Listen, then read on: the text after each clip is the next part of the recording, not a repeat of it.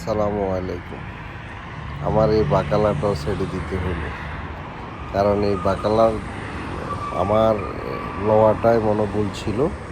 তার কারণ হচ্ছে যে এই বাকালাতে আমার প্রায় প্রায় 10 লক্ষ টাকার মতো লস হয়ে গেছে।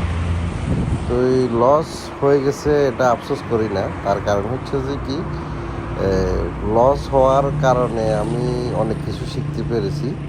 তো আগামীতে কোনো কিছু করার আগে বারবার চিন্তা ভাবনা করে করব ইনশাআল্লাহ। কারণ এখানে মিষ্টি কথায়, কারো মিষ্টি সুরে কোনো কিছু আপনি কখনো নিয়েন না।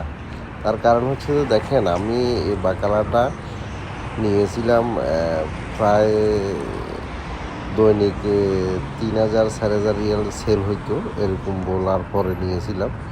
পরে দেখি যে এখানে সেল অনেক কমে গেছে, সেল হয় না। তো ওই ক্ষেত্রে যাই আমার প্রায় বাংলা টাকা 10 লক্ষ টাকার মতো লস হয়ে গেছে। তো লস হয়েছে, ইনশাল্লাহ আমি আবার লসটা কাটিয়ে উঠে যাব ইনশাল্লাহ। একটা এটার কারণে আমি একটা শিক্ষা নিলাম আর কি। সমস্যা নাই, আগামীতে হয়তো বা আরও কোনো ব্যবসা বাণিজ্য যদি নিয়ে আমি হয়তো বা তখন যাই এরকম লস হবে না ইনশাআল্লাহ। তারপরও একটা জিনিস সবাইকে বলবো যে আপনারা যে কোনো একটা প্রতিষ্ঠান যদি না জানেন ওইটার সম্বন্ধে, একটু দেখবেন, ঘুরবেন, ওইখানে বসবেন, সময় নেবেন, তারপরে যা ওইটা নেওয়ার চিন্তা ভাবনা করবেন, বুঝছেন না? আন্দাজি একটা লোকে একটা কথা বললো, একটা প্রতিষ্ঠান নিয়েন না।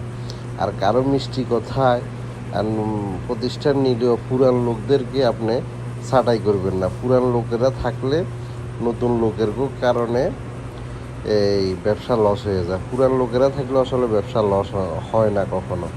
তো নতুন লোকের মিষ্টি কথায় পুরান লোককে বিদায় করবেন না, এটা আরেকটা ভুল। ওকে, সবাই ভালো থাকবেন। আসসালামু আলাইকুম।